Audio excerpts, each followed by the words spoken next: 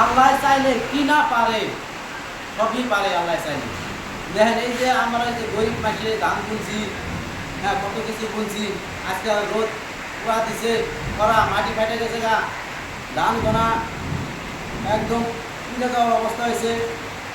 দেখেন আমরা আল্লাহ চিন্তা করছি, দেখেন অল্প অল্প করছি, দেখেন আল্লাহ দেখেন আজকে রহমতের পানি দিচ্ছে আজকে ডাইলে।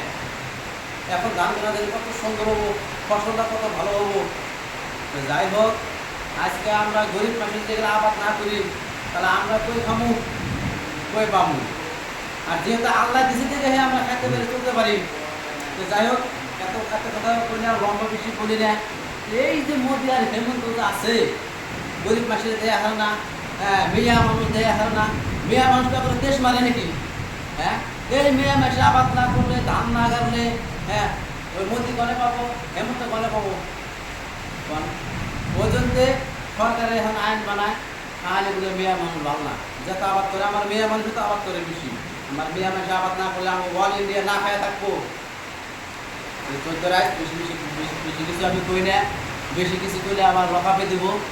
হ্যাঁ তে আপনি করে ভালো লাগলে ভিডিওটা লাইক করবেন, শেয়ার করবেন। আজকে আমার এই যে আল্লাহ রহমতের পানি বৃষ্টি দিছে, আমি একটু বলতে চাই, ভিডিওটা কি ভালো করে ফলো করেন, শেয়ার দিয়েন। আসসালামু আলাইকুম।